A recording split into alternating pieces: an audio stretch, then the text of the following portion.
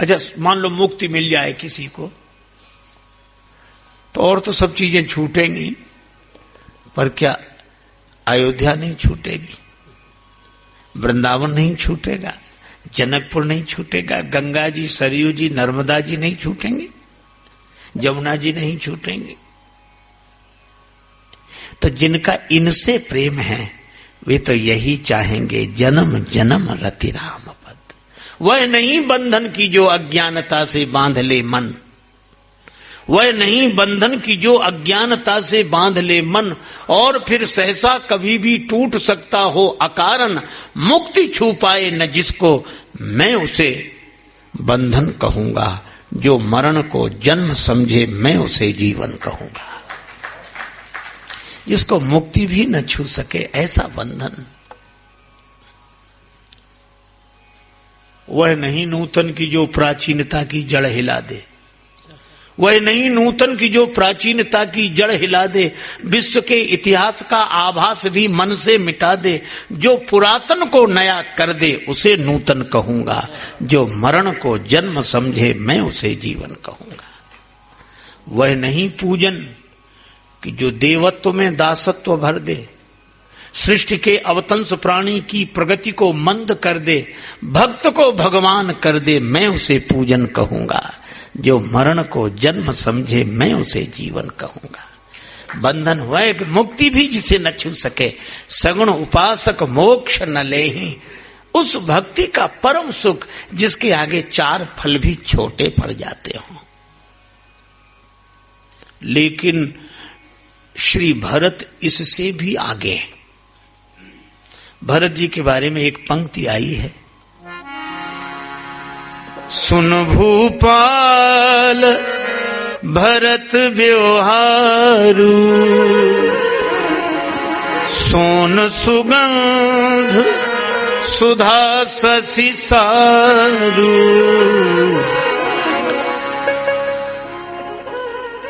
तीन चीजें। कई बार कोई बहुत बढ़िया बात होती तो हम लोग मुहावरे में क्या कहते हैं, सोने में सुगंध है। इसका अर्थ है कि सोने में सुगंध होती तो कितना बढ़िया होता। पर श्री तुलसीदास जी इस मुहावरे को और आगे बढ़ाते हैं, सोने में सुगंध ही नहीं और कहीं अमृत जैसा स्वाद होता। तो भरत जी का चरित्र ऐसा है कि धर्म की दृष्टि से उनका जीवन स्वर्ण की तरह है। कन कहीं बान चढ़ई जिमी दाहे, और ज्ञान की दृष्टि उस सोने में सुगंध की तरह है, पर भक्ति की दृष्टि से उस सोने में सुगंध की जगह अमृत जैसा स्वाद है। यह है श्री भरत। मैं बताऊं, भरत जी की विशेषता कहीं नहीं, किसी में नहीं दिखाई देती। क्यों? भरत जी ने कुछ नहीं मांगा, केवल भक्ति मांगी। लेकिन उस भक्ति के साथ एक वरदान और मांगा कि राम जी के चरणों में मेरी प्रीति हो, बार बार जन्म हो, राम जी के चरणों में प्रीति हो। लेकिन क्या यह वरदान और कृपा करके दे दो कि इस बात का श्री राम जी को भी पता न चले। जब कोई किसी से प्रेम करता है तो सोचता है कि हम जिससे प्रेम करते हैं वो तो समझे। कई लोग नाराज इसीलिए हम उनसे इतना प्रेम करते, वो समझते ही नहीं है। पर भरत जी कहते हैं राम जी को पता न लगे कि मैं उनका प्रेमी हूं। अच्छा, राम जी क्या समझे? भरत जी वरदान मांगते हैं, जानू राम कुटिल करी मोही। राम जी मुझे कुटिल समझते रहे। संसार के लोग काहीं गुरु साहिब द्रोही, संसार के लोग स्वामी का विरोधी बताते रहे। लेकिन इसके बाद सीताराम चरण रति मोरे, अनुदिन बढ़ाओ अनुग्रह तोरे। यह मांग है भरत जी की। वो मेरे सामने सिर्फ बैठे रहें और मैं उनके आगे से गुजरा करूं। वो समझते रहे मुझको एक अजनबी राह मंजिल पे चलता रहे, उन्हें पता ही ना लगे। तब प्रयागराज कहते तात भरत तुम सब विधि साधु। वादा कर के श्याम न आए, वादा कर के श्याम न आए, राधा के घन श्याम न आए, राधा के घन श्याम न आए, वादा करके श्याम न आए, वादा करके श्याम न आए। इश्क का सौदा कितना सस्ता, बिक भी गए पर दाम न आए, बिक भी गए पर दाम न आए।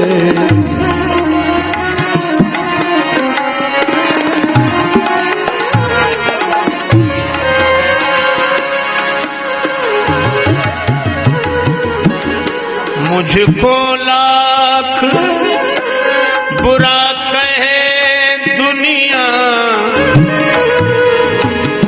दुनिया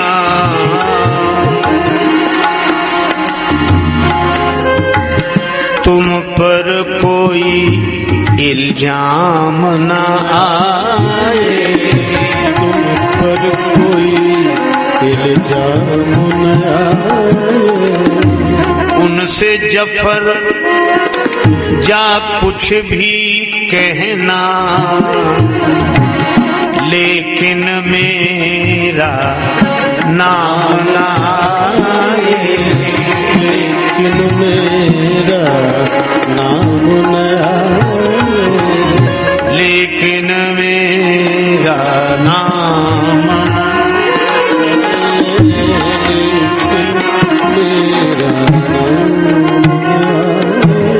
भरत जी कहते मेरा नाम ही ना आए। राम जी कुटिल समझे, और हम लोग कितने परेशान रहते नाम के पीछे। एक आदमी का नाम था ठन ठन पाल, बेचारा सरल आदमी, लोग सबको ठन ठन पाल ठन ठन पाल। और उसकी पत्नी बड़ी परेशान, उसने पति से कहा नाम बदलो, ये क्यों, तुम्हारे नाम के पीछे हमें परेशानी भोगनी पड़ती है, जहां जाओ वहीं लोग कहते ठन ठन पाल की बहू आई, ठन ठन पाल की बहू। वो हंसकर बोला क्या रखा है नाम में, अपने सब नाम तो काम चलाने के लिए हैं, कुछ भी बना रहे हैं। नहीं नहीं नहीं, अगर नाम नहीं बदलते हो तो मैं चली। पति ने बहुत कहा कि नाम बदलने में बड़ी परेशानी है, काहे को, मैं जा रही हूं। चली गई नाराज होकर। पति बोला आ जाएगी, जाने दो। गई, आगे बढ़ी तो एक लड़की जंगल में मिली जो लकड़ी बीन रही थी। इसने ऐसे ही पूछा बेटी तुम्हारा क्या नाम? तो वह कन्या बोली हमारा नाम लक्ष्मी है।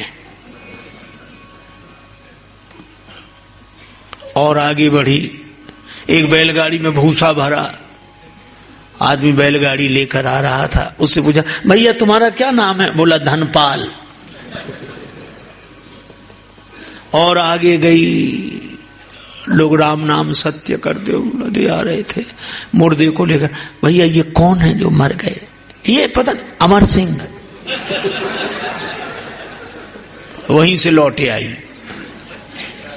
पति ने कहा कि लौटे आई? बोले हम सब समझ में आ गया। क्या समझ में आ गया? तो बोली लकड़ी बीने लक्ष्मी और भूस ढोवे धनपाल, और अमर सिंह सो मर गए तो भले मेरे ठन ठन पाल। क्या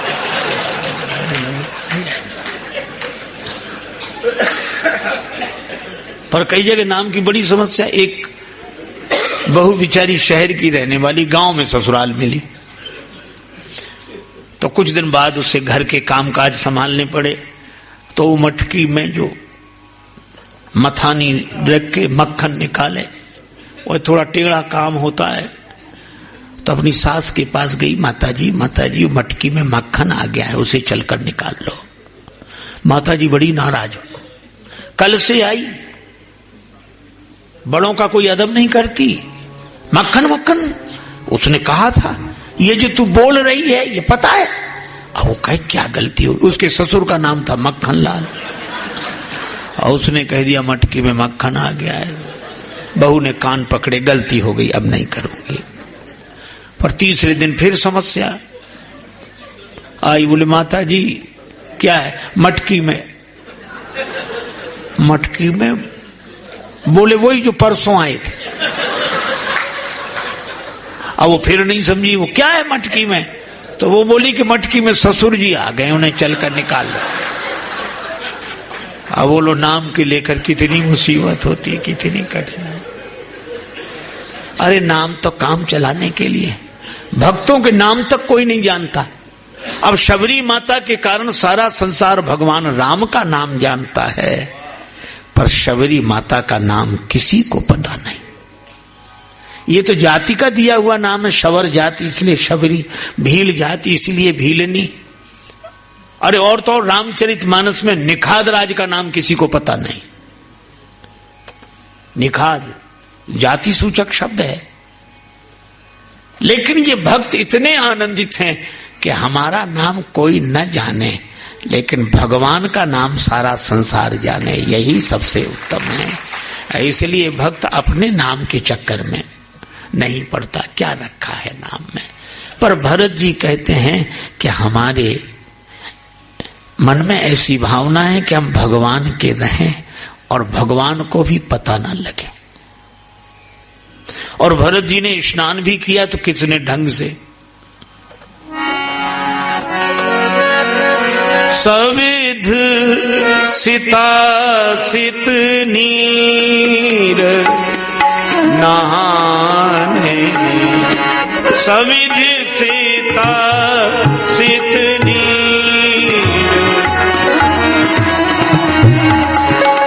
नीर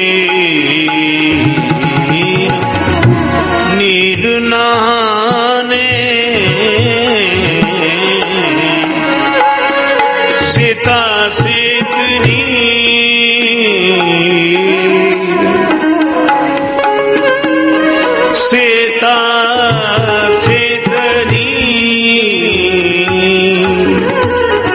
विधि पूर्वक श्वेत जल में स्नान किया और अश्वेत जल में स्नान किया। संगम में स्नान करने ही नहीं गए। कुछ लोग ऐसा अर्थ करते हैं, गंगा जी में नहाए एक डुबकी, फिर गए जमुना जी में डुबकी लगा ली। किसी ने कहा संगम में स्नान करने क्यों नहीं जा रहे हो? श्री भरत जी बोले वहां तीसरी भी हैं। कौन? सरस्वती। तो सरस्वती जी से आपको जाइए ना। भरत जी बोले सरस्वती माता को मैं दूर से ही प्रणाम करता हूं। क्यों? कहीं नहीं, सरस्वती माता ने मंथरा की बुद्धि बदल दी, हमारी माता की बुद्धि बदल दी, और हम स्नान करने जाएं कहीं हमारी बुद्धि बदल जाए। तो जो सरस्वती हमें राम जी से मिलने में बाधा उपस्थित कर दे, ऐसी बौद्धिकता को हम दूर से ही प्रणाम करते हैं। यह है भक्त का भाव। हम विरोधी नहीं हैं, लेकिन हम राम जी के हैं, और कोई राम जी से ही दूर करे। तो भरत जी स्वयं भी राम जी से दूर नहीं होते, यह उनका व्यक्तिगत, लेकिन किसी को राम जी से दूर नहीं होने देते, यह उनका सामाजिक दायित्व। सबको साथ लेकर चल रहे हैं, यहां तक कैकेयी माता भी साथ जा रही हैं। और श्री भरद्वाज जी के आश्रम में आए। अब भरद्वाज जी ने देखा भरत जी पधारे। अब यहां की एक बात सुनो, कितनी अद्भुत बात। श्री भरत जी ने भरद्वाज जी के चरणों में प्रणाम किया। नतग्रीव वज्रासन में विराजमान श्री भरत के कमल लोचन बरस रहे थे, हाथ जोड़े सिर झुकाए बैठे थे। भरद्वाज जी ने भरत जी को देखा। भरद्वाज जी का हृदय भाव से भर गया, नेत्र प्रेम जल से भर गए। उन्होंने एक ही बात कही, सुनो भरत, हम झूठ न कहें। भरत, हम कभी झूठ नहीं बोलते। बड़ी बात है। हम लोग तो समझे नहीं पाते कि हम झूठ बोल रहे हैं, पर आदत बढ़ गई। जैसे किसी से भी पूछो, कहां गए थे भैया, दिखाई नहीं दे। कहीं नहीं, थोड़ा बाजार तक गए थे। तो कहीं नहीं कहने की क्या जरूरत, ये तो झूठ हुआ कि नहीं। कहीं नहीं, बाजार तक गए थे। क्या खा रहे? अरे कुछ नहीं, लड्डू रखा था वही चख रहे थे। फिर कुछ नहीं काहे को बोले? हमें पता ही नहीं लगता कि हम झूठ बोल रहे हैं। पर भरद्वाज जी कहते हैं कि हमारे स्वभाव में, आइए आइए आइए, वाह,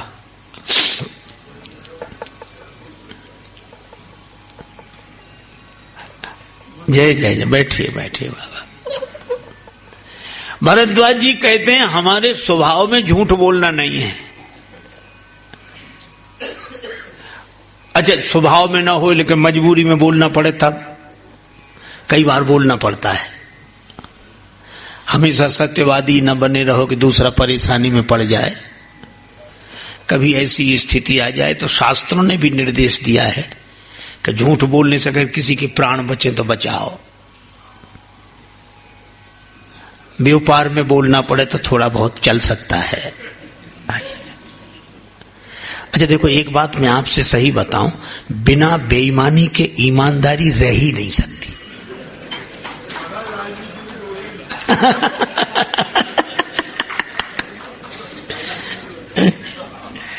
देखो हमारे गौर साहब पधारे हैं,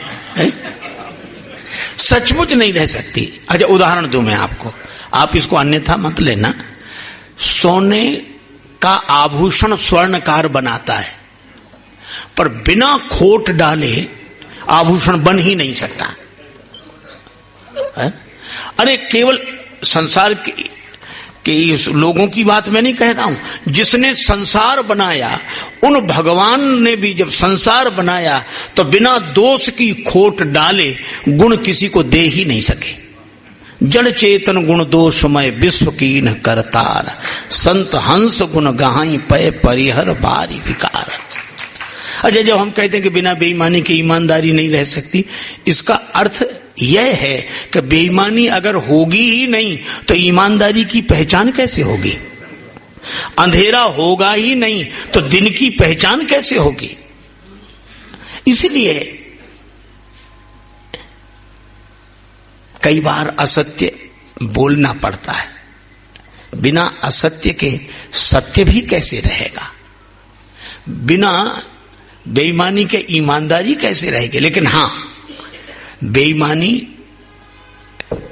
और ईमानदारी ऐसे रहे कि हमारे जीवन का आचरण सत्य से भरा हो, असत्य एक कोने में पड़ा रहे कोई बात नहीं। जीवन हमारा इस तरह का हो।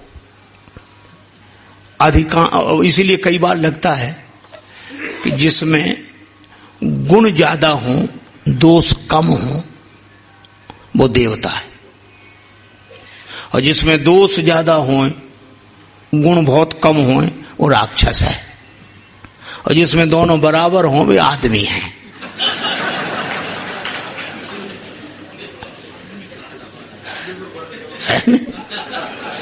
मनुष्य के साथ होता है, वो कोई खास बात नहीं उसमें ऐसे नहीं। अच्छा आप ये देखो, ऐसी विचित्र यह गुण दोषमयी सृष्टि है। अब मैं उदाहरण दूं, चर्चा चल गई तो मैं एक बात कह दूं। महाराज युधिष्ठिर जी के बारे में एक सज्जन मुझसे बोले कि आप युधिष्ठिर जी को धर्मराज कहते हैं? हमने कहा भैया वो धर्मराज हैं। बोला काहे कि धर्मराज, हमें तो अच्छे आदमी तक नहीं लगते। तो हमने कहा क्यों नहीं लगते? बोले जुआ खेल गए और दाव पे ऐसी ऐसी चीजें लगा दी पत्नी तक को। ये ऐसे आदमी को धर्मराज कहोगे? जो जुआ खेल है, दाव पे ऐसी ऐसी चीजें लगा दे और आप उसे धर्मराज कहते हो? अब इसका क्या जवाब दिया जाए? तो मैंने सोचकर एक बात कही। बोले आप उत्तर दो। हमने कहा उत्तर ये है कि 100 नंबर का पर्चा हो और किसी के 80 नंबर आ जाएं, 20 ना आए, तो पास माना जाएगा कि फेल? बोले पास माना जाएगा, 80 नंबर तो आए। तो हमने कहा कि युधिष्ठिर जी के उतने नंबर काट लो, बाकी तो धर्मराज हैं ही। तुम्हें जो नहीं जच रहा हो, हमारे ऋषियों ने तो उतने नंबर काटकर उनको इस रूप में देखा है। इसलिए हम लोग हमेशा से आशावादी दृष्टि वाले रहे हैं, हम पवित्रता की दृष्टि वाले रहे हैं। अरे ठीक है, सब में कुछ होता, थोड़ा बहुत वो छोड़ो, पर जो विशेषता है उस विशेषता की ओर देखो। भरद्वाज जी कहते हैं कि ऐसी व्यवहारिक परिस्थिति में जिन्हें झूठ बोलना भी पड़ता है, भरद्वाज जी कहते हैं हमारी परिस्थिति ऐसी नहीं है। क्यों? आदमी शत्रु की निंदा में झूठ बोलता है और मित्र की प्रशंसा में झूठ बोलता है, और भरद्वाज जी कहते हमारा ना कोई शत्रु ना कोई मित्र, उदासीन। अच्छा, तो फिर नगर में रहो तो भी झूठ? नहीं, हम नगर में रहते ही नहीं, तपस्वी हैं और बन रहा ही, वन में रहते हैं, तपस्वी हैं, उदासीन हैं, इसलिए हम झूठ नहीं बोलते, ना हमारे स्वभाव में है, ना हमारी परिस्थिति ऐसी है। और इतना प्रमाण देने के बाद भरद्वाज जी ने एक बात कही कि मैं जो कह रहा हूं इसे परम सत्य मानना भरत। कोई हमसे पूछे कि तुम्हारी जिंदगी भर की साधना का फल क्या, तो मैं कहूंगा कि सब साधन कर सुफल सुहावा, लखन राम सिय दर्शन पावा। मेरी जिंदगी की पूरी संपूर्ण साधना का फल है श्री सीताराम लक्ष्मण का दर्शन। लेकिन भरत, अगर कोई हमसे पूछे कि श्री सीताराम जी के दर्शन का फल क्या है, तो मैं यह कहूंगा ते ही फल कर फल दरस तुम्हारा। उस फल का फल है भरत तुम्हारा दर्शन। फल का फल, फल का फल माने रस। अगर राम जी जीवन भर की साधना के फल हैं, तो भरत तुम उस फल का रस हो। और तुम जो प्रयाग में आए, ये प्रयाग का सौभाग्य नहीं है। तुम जो प्रयाग में आए, ये तुम्हारा सौभाग्य नहीं है। सहत प्रयाग सुभाग हमारा, ये तुम्हारा भाग्य नहीं है कि तुम हमारे पास आ गए, ये तुम्हारा भाग्य नहीं है कि प्रयाग में आ गए, ये हमारा सौभाग्य है, प्रयाग का सौभाग्य है कि भरत तुम्हारे जैसे महात्मा का पदार्पण हुआ। अच्छा, अब इसमें विचार करो, प्रयाग का सौभाग्य कैसे? श्री तुलसीदास जी बोले भरत जी भी प्रयाग हैं। राम भक्ति जहां सुरसरी धारा, भक्ति की गंगा जी बहती हों जिनके जीवन में, धर्म की जमुना जी जिनके जीवन में बहती हों, विधि निषेधमय कलिमल हरणी, कर्म कथा रविनंदनी भरणी, और ज्ञान की सरस्वती बहती हों, सरसई ब्रह्म विचार प्रचारा, तो भरत जी भी प्रयाग हैं। लेकिन इस प्रयाग में और भरत जी रूपी प्रयाग में एक अंतर है। क्या? यह प्रयाग उनको लाभ देगा जो प्रयाग तक पहुंचेंगे, लेकिन भरत जी ऐसे प्रयाग हैं कि ये स्वयं चलकर वहां पहुंच जाते हैं लोगों को लाभ देने। चलते फिरते प्रयागराज हैं। तो इस जंगम प्रयागराज को देखकर स्थिर प्रयागराज भी अपने सौभाग्य की सराहना कर रहा है। जनु सिंगल वासिन भयो विधिवश सुलभ प्रयाग, भरत दर्श देखत खुलेउ मग लोगन कर भाग, जनु सिंघल वासिन भयो विधिवश सुलभ प्रयाग। अच्छा भरत, एक बात और है, तुम्हें पता है कि तुम कौन हो? भरत जी से का परिचय तो अपना दो। मैं यही जानता हूं कि मैं महाराज दशरथ का पुत्र भरत। भरद्वाज जी बोले ये तुम्हारा सही परिचय नहीं है। भरत जी रोने लगे। ठीक कह रहे हैं महात्मन, महाराज दशरथ ने राम जी के विरह में अपने प्राण दे दिए, और मैं तो अब तक जीवित हूं, तो ऐसे पिता का पुत्र कैसे कहलाऊंगा। लेकिन मैं राम जी का भैया। भरद्वाज जी बोले ये भी सही परिचय नहीं है। ठीक ही कहते हैं, कहां राम जी कहां मैं, लेकिन एक परिचय मेरा सही है कि मैं कैकेयी माता का बेटा हूं। रोने लगे भरत। श्री भरद्वाज जी ने कहा कि यह भी तुम्हारा सही परिचय नहीं, तुम्हारा सही परिचय मैं जानता हूं। क्या है महाराज वह? भरत जी ने पूछा तो नहीं, पर उत्सुकता हुई। श्री भरद्वाज जी ने कहा, तुम तो भरत मोर मत एहू, धरे देह जनु राम स्नेहू। भरत तुम तो साक्षात राम प्रेम की मूर्ति हो। हमने प्रेमी देखे हैं, हमने प्रेमास्पद देखा है, लेकिन साक्षात प्रेम के रूप में भरत तुम्हें देखा है। तुम साक्षात राम प्रेम हो। यह है श्री भरत।